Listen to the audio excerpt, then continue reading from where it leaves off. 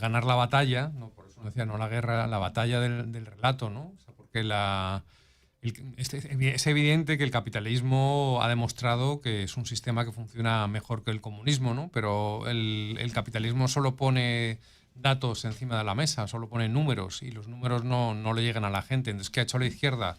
La izquierda ha construido una narrativa, ha construido un relato, ha construido emociones y eso es lo que ha vendido, ¿no? Y al final, entonces, en esa batalla ha conseguido que la gente vea a la izquierda de una manera natural como algo positivo y la derecha o el sector conservador no ha sabido transmitir esas emociones. Y ahí en el artículo doy varios ejemplos de cómo, por ejemplo, una dictadura de izquierdas, por todo lo que rodea, por lo que son capaces de transmitir, porque transmiten emociones, porque transmiten falsean la realidad, ¿no? Pero al final la gente compra determinados argumentos que serían impensables en el lado de la derecha. La dictadura cubana, por ejemplo, yo soy de origen español, vengo de España, de Europa. En Europa, pues Fidel, el Che Guevara, pues están vistos con Una ideología, como una ideología, como algo romántico, como algo aventurero. Y bueno, sería impensable que alguien. O sea, se puede defender a Fidel Castro, pero no a Pinochet. Sería impensable que alguien dijera que la dictadura chilena de Pinochet fue algo positivo, ¿no? Entonces, bueno, ese Y es donde doble está el rasero, ¿no? discurso, ¿no? Justamente de manipulación, y hablabas de las dictaduras, y en este caso ponía dos ejemplos más que claros. O sea, dictadura es dictadura, sea de izquierda o sea de derecha, más allá de lo que puedas valorar. Ahora, lo que sí llama la atención enormemente es ese lenguaje romántico, y es cierto lo que estás comentando y diciendo. Como cubano igual me ha pasado, he viajado por otras partes del mundo, en Sudamérica, por ejemplo, ni hablar, te vas a la propia Argentina, te vas a Colombia, o en el caso de Venezuela, donde viví por muchos años también, y todo el mundo contaba el lado bonito de esa llamada revolución castrista. Trataban obviamente endulcoraban todo con los supuestos logros, que al final los que vivíamos dentro de la isla sabíamos que de esos logros nada que ver con la realidad que se vendía al resto del mundo. Claro, es que además la izquierda europea, por ejemplo, que es más socialdemócrata, que es al final una izquierda muy moderada, podríamos decir que es un centro-izquierda, ¿no? No es homologable con determinadas izquierdas latinoamericanas, por ejemplo. En cambio, pues hablaba de Cuba, pero también está Venezuela o está Nicaragua. Nicaragua. Realmente cosas que son admitidas, que son inadmisibles. También la historia de Nicaragua, el sandinismo tiene una historia romántica de revolución, de lucha contra el poderoso, bueno, que se vende muy bien, es muy romántico, queda muy bien en una película de Hollywood o queda muy bien en una novela, y eso es lo que yo llamo la atención, de que el sector conservador tiene que empezar a transmitir también emociones, tiene que empezar también a contar historias que lleguen a la gente y que le hagan saber que la realidad no es como la está pintando la izquierda. Por ejemplo, el empresario es malo, ¿no? ¿Por qué el empresario es malo por sí, ¿no? Estados Unidos no, Estados Unidos hasta ahora no. O sea, ahora ya se empieza a poner en duda determinados. El éxito empresarial se empieza a poner en duda, pero en Latinoamérica y en partes de Europa ser empresario ya es algo negativo de por sí, ¿no? Es un rico, es un empresario, es un explotador. Y eso, por ejemplo, Lo es. ven como el malo de la película cuando podría ser más bien parte de esta sociedad. Pero vuelvo a lo mismo, ¿no? El mensaje y los medios de comunicación. Porque si bien es cierto, está ese romanticismo que se está expresando por estos regímenes dictatoriales, pero también ha sido aupado por algunos medios que lo engrandecen en vez de hacer un escrutinio un poco más profundo de la realidad de lo que hay. Yo diría los medios y los periodistas, ¿no? Ahí hay que hacer autocrítica. Yo cuando estudié periodismo, no sé, hemos estudiado Sí, sí, en sí, sí. distintos países, pero en mi facultad, en la Facultad de Ciencias de la Información de la Universidad Complutense de Madrid, el 99% de la gente era de izquierdas, porque el periodismo era conceptualizado, era concebido como una profesión también Ese romanticismo. romántica, poética, de contar historias, izquierdista. Entonces, yo he vivido fenómenos muy curiosos que medios, incluso con línea editorial más a la derecha, tiene periodistas de izquierdas, porque no existen, no hay un equilibrio. Yo no digo que todos los periodistas tengan que ser conservadores, pero lo ideal sería que hubiera un equilibrio, que hubiera periodistas con distintas sensibilidades que separaran la información de lo que es la opinión, porque eso también es importante dentro de la praxis periodística, ¿no? Enseñar a la gente que una cosa es lo que informas y otra cosa es lo que opinas, pero no, yo creo que al final el periodismo, y luego ya cuando he vivido fuera, he viajado mucho por Latinoamérica, llevo 14 años viviendo en Estados Unidos, veo que hay cierta tendencia a que el periodismo está concebido como una profesión que es para gente de izquierdas, cosa que no comparto, como cualquier profesión del arte, o sea, parece que actores, pintores, creadores, escritores, cualquier creador artístico tiene que ser de izquierdas. Y eso es lo que, contra esa narrativa es con la que protesto, Pero es parte de lo que dices en tu artículo de opinión, porque ciertamente lo que llama la atención de todo esto, vas a Hollywood, por ejemplo, y está la supuesta tendencia de que todos los artistas de Hollywood, o un % alto de ellos, son de izquierda, que los actores tienen que estar alineados con esa ideología de izquierda. Yo recuerdo de niño en Cuba, cuando nos enseñaban a nosotros en la escuela, nos decían capitalismo, hambre, miseria y explotación. O sea, los profesores no te daban mucho más que eso. El capitalismo era un retrato que le pintaban en la cabeza a un niño. Imagínate decirle, el capitalismo es hambre, miseria y explotación. El pueblo no tiene derecho, las personas se mueren, a los negros lo matan. O sea, había una narrativa realmente fatalista de lo que representaba el capitalismo, que era lo que nos ponían a nosotros a odiar de niño. Y eso yo creo que se está repitiendo ahora, lamentablemente. Hoy están tratando de vender en Estados Unidos la narrativa de que las socialdemocracias, por ejemplo, europeas, son cuasi perfectas, cuando una persona que haya vivido en Europa puede entender también dónde está la perfección o no y hasta dónde están las limitaciones o no de las personas. Ahora que tocas el tema de los maestros, me parece relevantísimo, ¿no? Porque ya viviendo en Estados Unidos, mis hijos se han criado aquí, o sea, yo he visto cómo llegaban con, digamos, ciertas ideas que les han contado sus maestros, ¿no? A mi hijo en concreto, con el tema más siendo nacidos en España, pues realmente, por ejemplo, el tema de la conquista de América, ¿no? A mi hijo le han dicho absolutamente en las escuelas públicas de Miami-Dade barbaridades sus maestros sobre el tema de la conquista. Me ha dicho cosas que yo he dicho. Y a mí vino y me dijo que Colón violaba animales. Y eso no lo he leído, no lo he leído en ningún sitio. Eso es algo que lo ha escuchado en la escuela. O sea, la escuela, los maestros tienen mucha responsabilidad y también es una profesión en la que creo que, como hablaba antes de periodistas, que hay que separar la información de la opinión. Los maestros deben separar lo que está contrastado y de lo que es la ideología política, ¿no? Porque a ti te puede parecer mejor o peor un hecho histórico como la conquista de América, pero tú te tienes que ceñir a los hechos y a lo que está aprobado, ¿no? Entonces, claro. ¿Cómo manejaste esa situación a propósito? Bueno, pues yo tampoco intento imponer en ese caso un relato. Yo lo que le pido a mi hijo es que lea otra que se documente, léete esto que. Y además eso es como anécdota. O sea, realmente no sé dónde está fundamentada esa estupidez, pero realmente son como eso es como un cotilleo, como una anécdota de algo que pasó hace seis siglos. Es una ilustración de lo que está pasando. Dices, bueno, sí, pero tratan de generar algo. O sea, hay un proceso histórico real, ocurrió, ¿entiendes? O sea, tú no puedes desvirtuarle. A mi hija le pasó algo similar, pero mucho más grave. Cuando se dio este movimiento acá en Estados Unidos... Está pasando con la historia americana también. Ahí voy. El tema de mi hija fue con la historia americana. Concretamente en la clase de español le dicen que haga una traducción de un artículo. Mi hija coge un artículo de un periódico y era cuando estaba la situación esta quitando los monumentos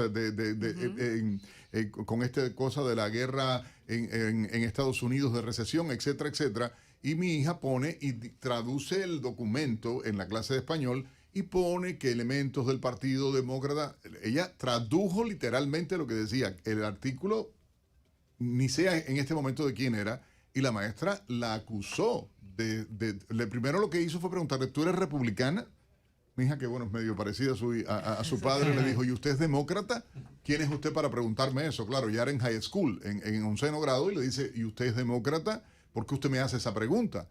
Y yo llegué al superintendente entonces, al Alberto Carvalho, hasta ese nivel y decirle, ¿cómo es posible que en la escuela pase esto? Era una clase de español donde ella lo que estaba haciendo, y no solo eso, le hicieron bullying con el resto de los alumnos, porque sencillamente ella dijo, bueno, si usted quiere que yo hable, le voy a decir, me parece de locos que estén queriendo cambiar la historia, me parece de locos, con errores, sin errores, es la historia. Pero yo lo que hice fue traducir un artículo, usted me está acusando de algo que no lo escribí yo lo único que hice fue traducir. Pero ahí es donde está el problema, porque están ideologizando, están tratando de imponer una cultura, una manera de pensar, Y a propósito de las historias, como tú contabas, ¿no? Que en la prensa, pero imagínate en la educación cuán grave, porque eso llega también a los estudiantes de periodismo en las universidades. Pero es lo que está pasando en esta sociedad Sí, en este además momento. es que hay un punto importante ahí que es no saber mirar la historia con perspectiva, ¿no? O sea, Correcto.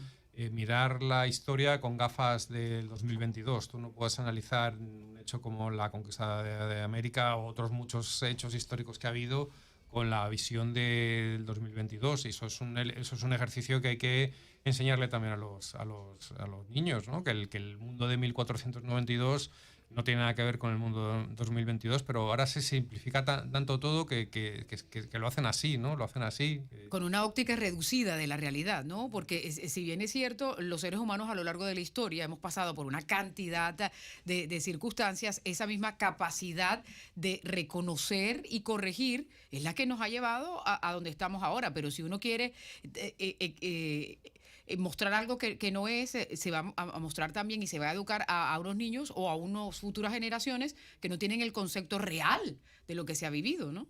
Exactamente, sí. Además, por ejemplo, el tema de la violencia, pues evidentemente la violencia ha evolucionado y la gente nos hemos civilizado mucho en las Claro. sociedades y nos hemos calmado y la violencia es un recurso que sigue vigente, porque la violencia sigue existiendo, sigue habiendo guerras, sigue habiendo conflictos, sigue habiendo violencia en la calle, pero mucho menos que lo que había entonces. Entonces yo creo que flaco favor le estamos haciendo a los jóvenes y les estamos enseñando a analizar la realidad de esta manera, ¿no? Así es. ¿Dónde queda la responsabilidad del padre y dónde queda la familia y la responsabilidad de las instituciones? Porque al final nosotros pagamos impuestos, al final el gobierno se debe a nosotros y uno tiene que tomar decisiones también con relación a la educación de sus hijos, las juntas escolares, todo Pero esto. antes de que conteste, es que antes esa educación se la daban a uno en su casa. Yo creo que todos tenemos como esa memoria de compartir, desde cómo comer en la mesa, desde cómo expresarte, el respetar a los mayores. Hoy en día, ¿a quién le toca hacer eso? Le sigue tocando a los padres, pero parece que no necesariamente se está llevando a cabo con esa misma eficiencia, porque yo creo que eso es importante y no se está dando Nos en está esta dando, sociedad. acordaos que nos decían eso de que de política y de religión no se habla en la mesa, no se habla, pues la anécdota que contabas tú, Nelson, igual, como un maestro le va a preguntar a una niña, tú eres Claro. republicana o tú eres demócrata, me da igual, o sea, eso es inaceptable. Entonces, yo creo que una vez más, lo que digo es separar lo que es la historia sobre los hechos, los que están probados, distintas teorías de historiadores y otra cosa es la opinión. Realmente no...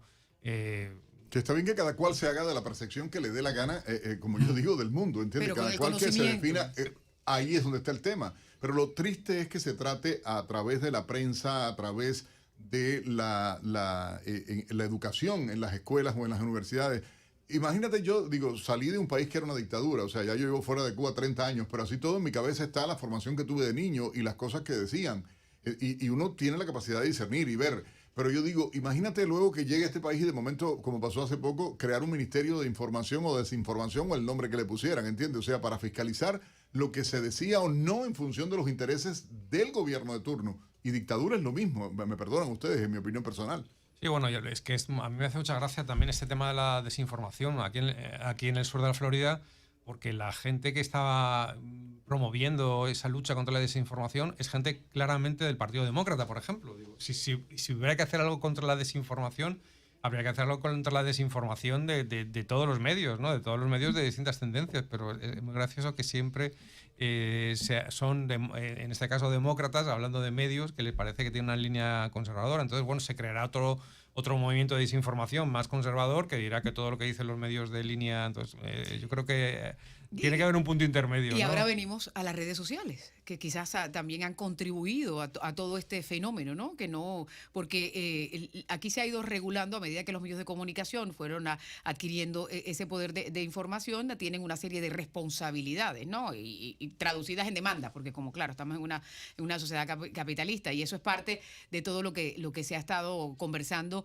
en relación al origen de todas estas redes sociales y el hecho de que ellos son los que controlan lo que se puede o no se puede publicar, que ha sido parte del debate que también hay y que han llevado al desarrollo de otras plataformas como para poder tener esa libertad de expresión. ¿Hacia dónde vamos, Cristian? Bueno, yo creo que es importante, yo siempre defiendo las marcas, ¿no? Las marcas de periodismo, o sea, que haya alguien detrás de lo que se dice, ¿no? A americano, Correcto. ¿no? Americano media, que americano media se haga responsable de todo lo que se diga en esta mesa. Lo que no puede ser es el cuñadismo, ¿no? Como llaman ese. Cualquier cosa dicha por un avatar de un O dibujito. un Twitter que no existe, ¿no?